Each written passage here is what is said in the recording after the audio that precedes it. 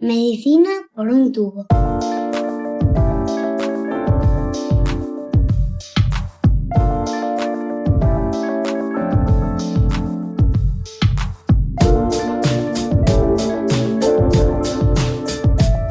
Bienvenidos a Medicina por un tubo, el podcast de Roche España en el que tratamos de explicar de un modo sencillo los avances más complejos en el mundo de la investigación médica.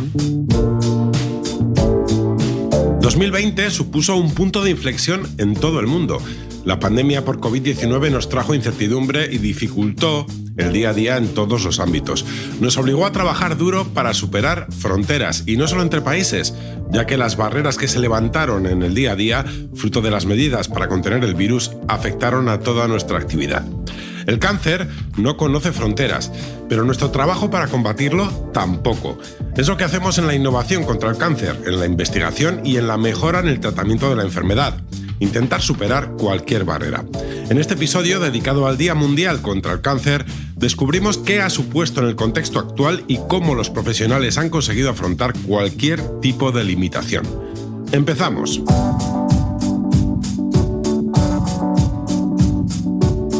Que hablen los que saben.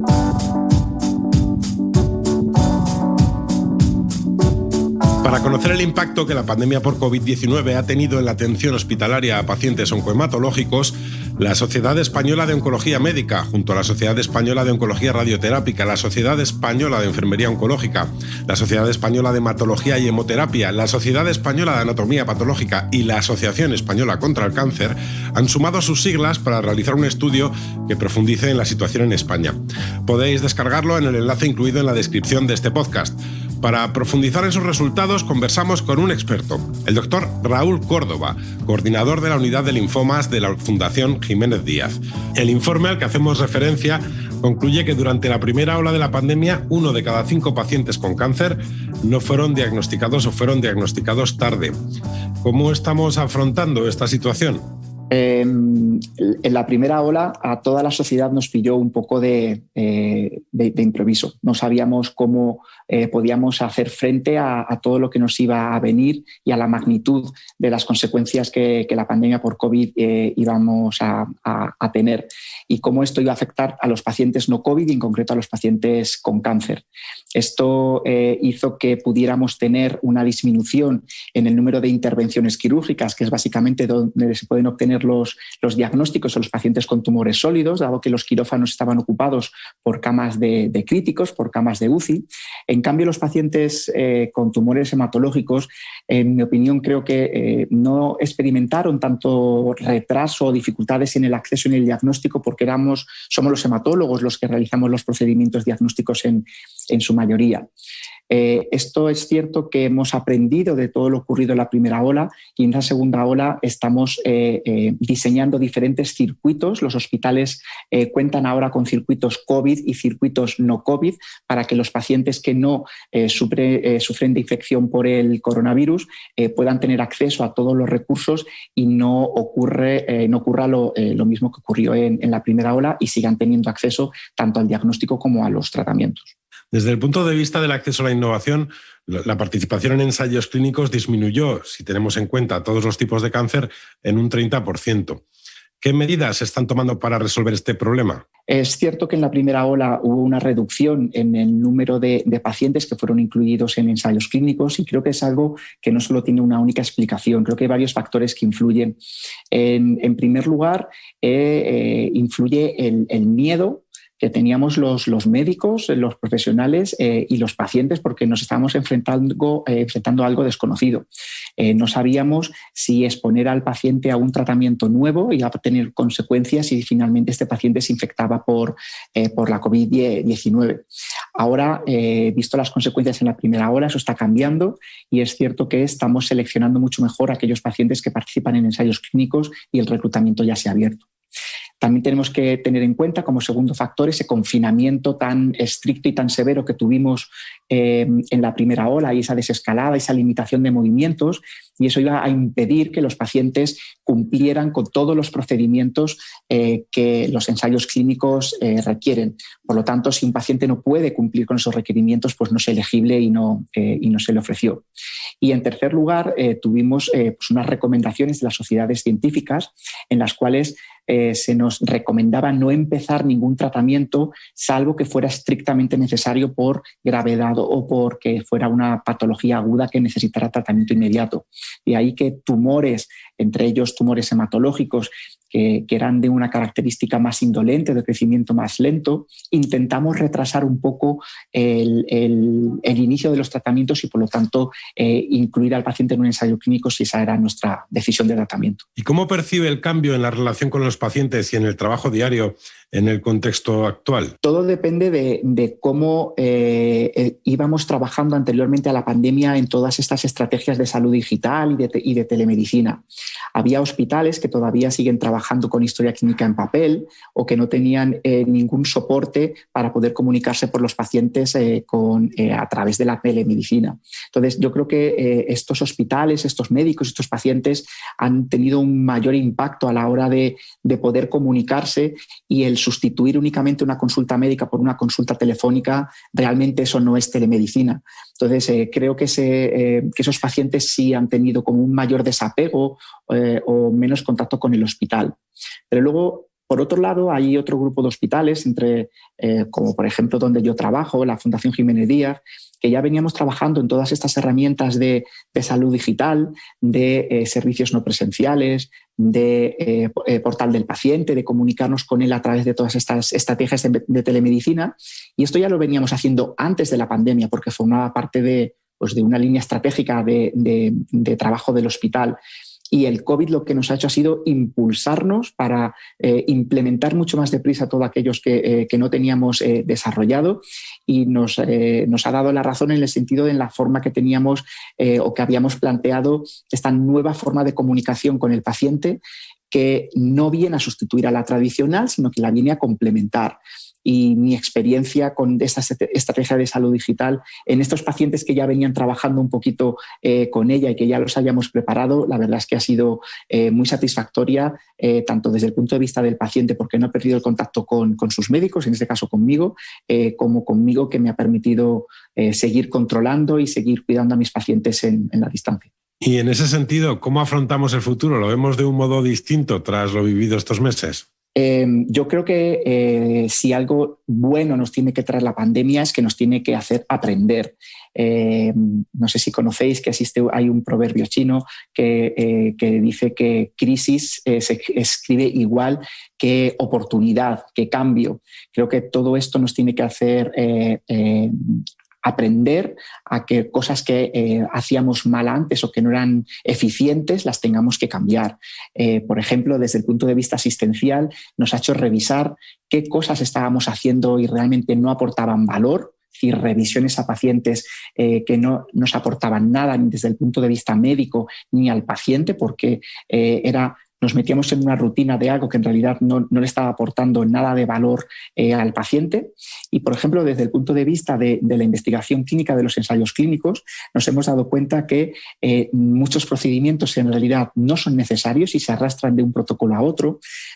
No son necesarias tantísimas consultas ni estancias tan prolongadas en los hospitales para hacerse tantísimas analíticas que requieren los pacientes, ni tampoco se necesitan tantísimas reuniones presenciales porque podemos trabajar en reuniones virtuales, firmas digitales de documentos.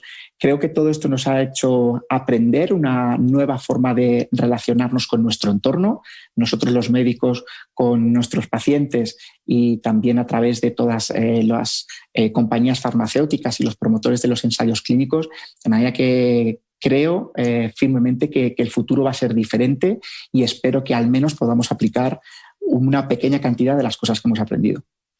Doctor Córdoba, muchas gracias por atendernos. Muchas gracias a vosotros.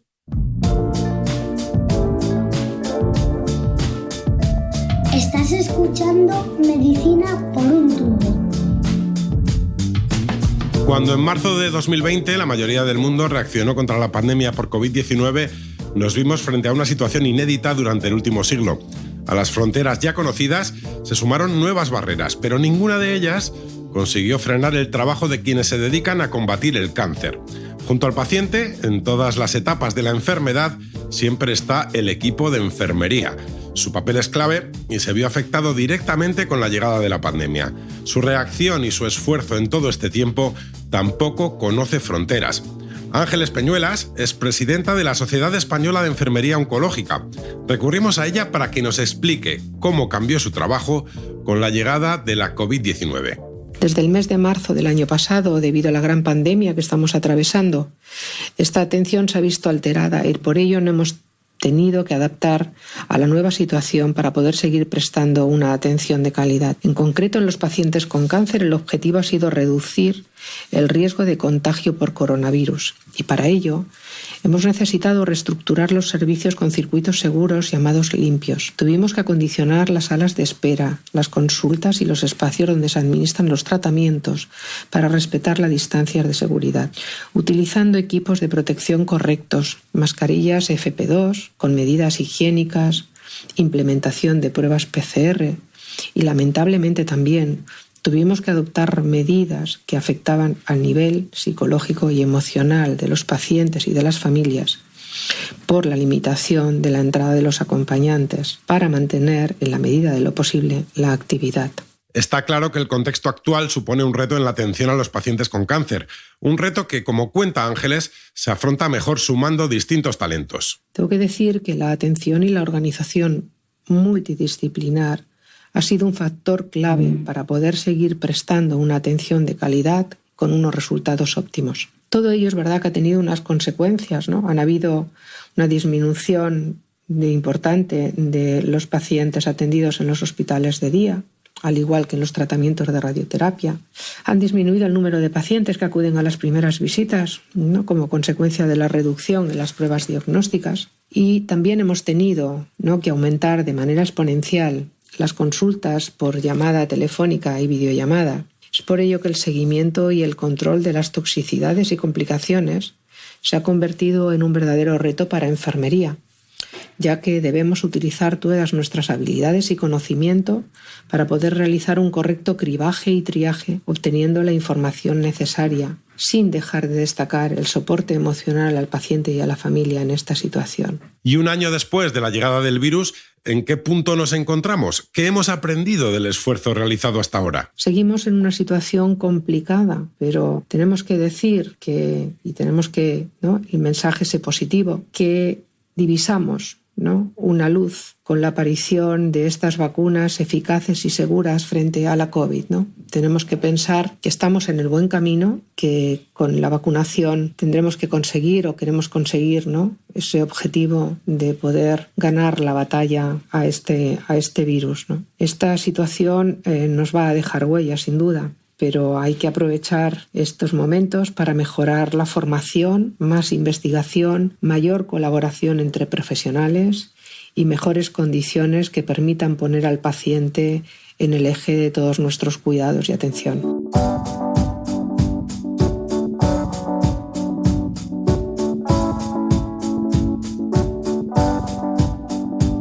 Escuchamos a los pacientes. En Medicina por un tubo siempre escuchamos a los pacientes. En su día a día cuentan con el apoyo de asociaciones como GEPAC, el Grupo Español de Pacientes con Cáncer. Ellos también están lidiando con una situación compleja. También han tenido que adaptarse para que su voz se oiga frente a una enfermedad que no conoce fronteras. Hemos hablado con la presidenta de GEPAC, Begoña Barragán, y nos ha contado cómo están trabajando. En GEPAC hemos tenido que adaptarnos, creo que como casi todo el mundo, a la nueva situación. Y en primer lugar lo que hicimos fue demostrarnos a nosotros mismos que éramos capaces de atender a la gente teletrabajando, ¿no? Que ni nosotros mismos sabíamos que estábamos preparados para ello, pero afortunadamente sí.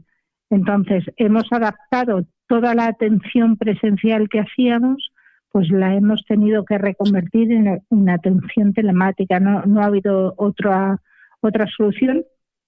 Pero realmente creo que que ya estamos cumpliendo los objetivos y que estamos atendiendo a todo aquel que necesita de nuestra ayuda y que contacta con nosotros. Las circunstancias no han impedido que GEPAC siga trabajando y avanzando en la escucha a las necesidades del paciente y, cómo no, en traspasar fronteras. Seguimos escuchando a Begoña Barragán.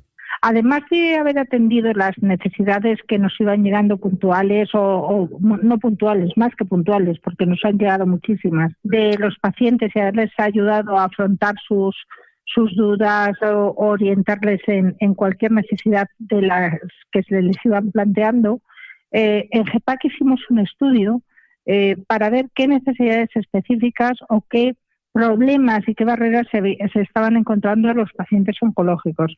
Y de ahí nació este informe que hicimos sobre las necesidades de los pacientes oncológicos frente al COVID, que yo creo que fue relevante e importante, pero precisamente ahora que seguimos teniendo muchas más olas, sigue siendo de especial importancia, ¿no? Saber de verdad, de primera mano, qué opinan las personas afectadas por cáncer y dónde tenemos que incidir para ayudar a que estas personas tengan atendidas todas sus necesidades. En paralelo y sin aparte de esto, ¿no? Durante el año 2019, a pesar de toda la crisis, de toda la pandemia y de todo lo que estaba pasando, recibíamos muchas consultas de asociaciones y de personas de América Latina. Con lo cual, en GEPAC decidimos hacer una división específica, que es GEPAC LATAM, en la que damos cabida a todas las asociaciones de pacientes de Latinoamérica que quieran tener el apoyo, nuestro apoyo, ¿no? Realmente no es que nosotros vayamos a hacer nada grande por nadie, porque a lo mejor nos enriquecemos nosotros mismos también de sus experiencias. Pero sí es cierto que si nosotros ya tenemos un recorrido hecho, una serie de materiales y tenemos cursos de formación en marcha y cantidad de jornadas y de campañas, queremos compartirlas con todos ellos para que puedan replicarlas, mejorarlas y sobre todo que las hagan mucho mejores y de tal forma que esto de la atención al cáncer no se nos quede en pequeños nichos. No, tenemos que traspasar fronteras y que la atención a los pacientes oncológicos sea un tema mundial, no sea algo ceñido a cada distrito o a cada país o a cada región.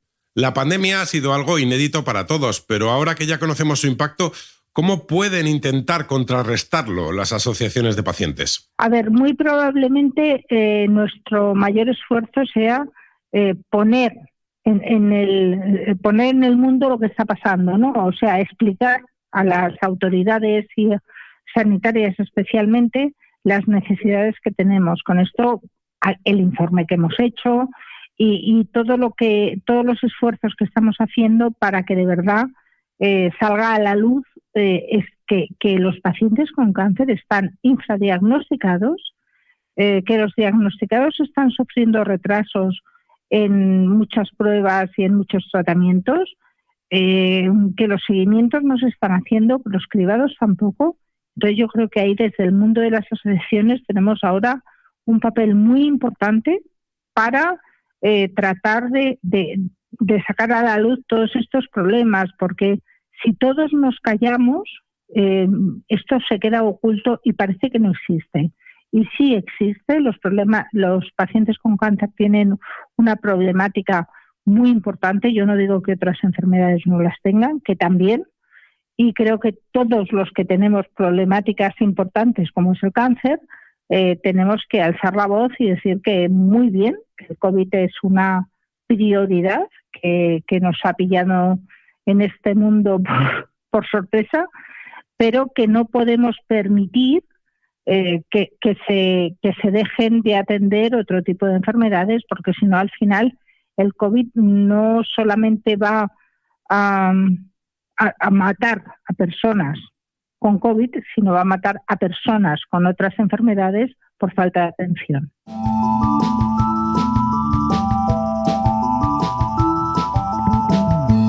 El cáncer no conoce fronteras, pero el esfuerzo por combatirlo tampoco. Es más, todos los implicados, desde el equipo médico al de enfermería, pasando por el resto de profesionales sanitarios, el paciente, su entorno, las autoridades sanitarias y la industria, trabajan juntos para romper barreras.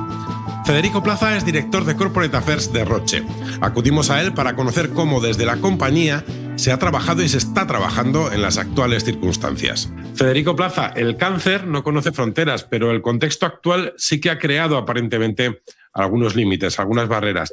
¿Cómo se está trabajando para superarlas? Se está trabajando en muchos frentes, porque evidentemente es una situación que no teníamos prevista. Pensemos que el contexto es el de una pandemia que crece, una pandemia que todavía no conocemos exactamente cómo va a evolucionar, pero que va de la mano de casi 100 millones de casos diagnosticados, de más, lamentablemente, de 2 millones de muertos. En este contexto tenemos el cáncer. El cáncer a nivel global tiene, fijaros, la quinta parte de casos diagnosticados, 20 millones, va a tener este año.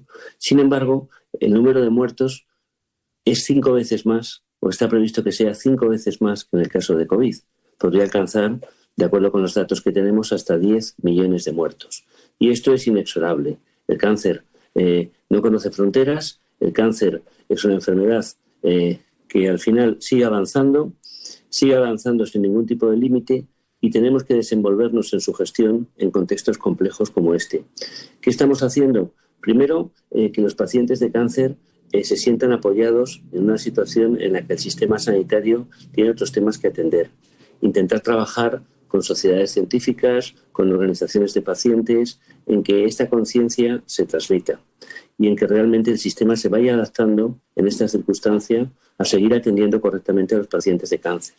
Pensemos que en los primeros momentos de la pandemia, en la primera oleada, el número de diagnósticos bajó terriblemente, lo cual significa que podría haber muchos pacientes, miles de pacientes, que tuvieran cáncer y que no lo conocieran, y que cuando lo conocieran ya fuera no tan temprano como para hacer un abordaje precoz de la enfermedad, que es el abordaje de la enfermedad con mejor pronóstico.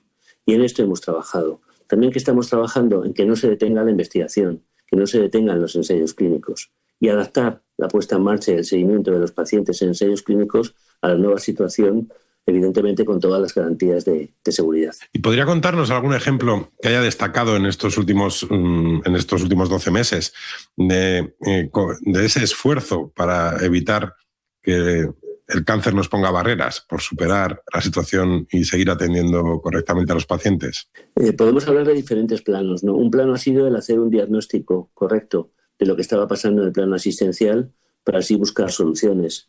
Por ejemplo, las sociedades científicas, junto con la Asociación Española contra el Cáncer, se han puesto en marcha para hacer un diagnóstico certero de la situación. Luego, a partir de ahí, que todos los agentes que estemos involucrados y Roche está involucrada a poder comprometernos en buscar soluciones. Por ejemplo, la parte diagnóstica. Después de ver que más de un 20% de diagnósticos no se estaban produciendo, evidentemente lo que se ha hecho es, de alguna manera, buscar fórmulas en el sistema sanitario para que el diagnóstico precoz no pare, que es una de las claves de la curación del cáncer. Por otro lado, investigación clínica. En principio se resintió mucho el número de pacientes reclutados en ensayos clínicos. Esto no nos lo podíamos permitir. ¿Qué hicimos desde Roche? Reforzar toda la gestión de los ensayos clínicos utilizando tecnologías alternativas, utilizando sistemas alternativos. Se están monitorizando ensayos clínicos en remoto, en colaboración con la Agencia Española del Medicamento, pero nuestro objetivo es básicamente que no se reduzcan ni el número de ensayos ni el número de pacientes que se incluyen en ensayos. Y esto lo vamos consiguiendo. Situamos la medicación en el domicilio del paciente, facilitamos la vida al clínico que participa en los ensayos para que desde su casa monitorice, siga el ensayo con la misma eficacia que lo hace en el hospital. Se buscan sistemas de apoyo alternativos, como por ejemplo el mobile nursing. En casos de que la medicación no llegue al paciente, tenemos el home delivery. En definitiva, tenemos que adaptarnos a esta situación para que la maquinaria siga funcionando. Pensemos que el cáncer, en cuanto a investigación, es complejo, pero en cuanto a gestión de la enfermedad, lo es y mucho, sobre todo en una situación en que el sistema sanitario está afectado. Pensemos que aquí participan todos los agentes del sistema. Participa la primaria, que es fundamental y que en la situación de COVID se ha visto resentida. Participan los elementos diagnósticos, la lista de espera diagnóstica, como hemos visto, ha complicado mucho la eficacia de los diagnósticos. Participa la especializada no oncológica, que interviene al principio de la enfermedad y que en este momento está muy ocupada en temas de COVID. Luego la oncología, las consultas externas, la hospitalización a domicilio, la radioterapia. Es una maquinaria muy compleja que hay que sincronizar. Y yo creo que lo que se está aprendiendo es que es posible mantener sincronizada la maquinaria a la vez que se atiende el COVID, y sobre todo lo que sí que se está aprendiendo es que esta experiencia nos puede dar luz para resetear el sistema y para redefinir y fortalecer más todo el recorrido que tienen los pacientes de cáncer desde que se les diagnostica hasta que se les trata y se les monitoriza o sigue dentro del sistema sanitario. Federico Plaza, muchas gracias por atendernos. A vosotros.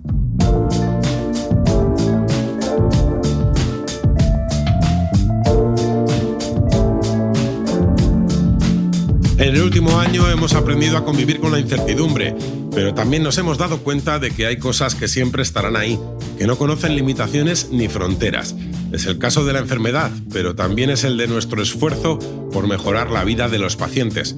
El trabajo de todos los profesionales sanitarios no cesa. Aunque parezca que este episodio se acaba, que su frontera está cerca, en esta ocasión nos proponemos superarla. Con motivo del Día Mundial contra el Cáncer, queremos mostrar que la geografía tampoco es un límite. Te recomendamos buscar en tu cliente de podcast favorito Voces por la Salud, nuestro podcast hermano elaborado por nuestros compañeros de América Latina. En él podéis seguir profundizando en el tema que hoy nos ha ocupado.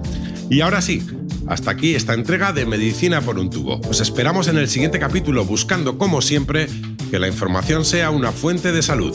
Un saludo.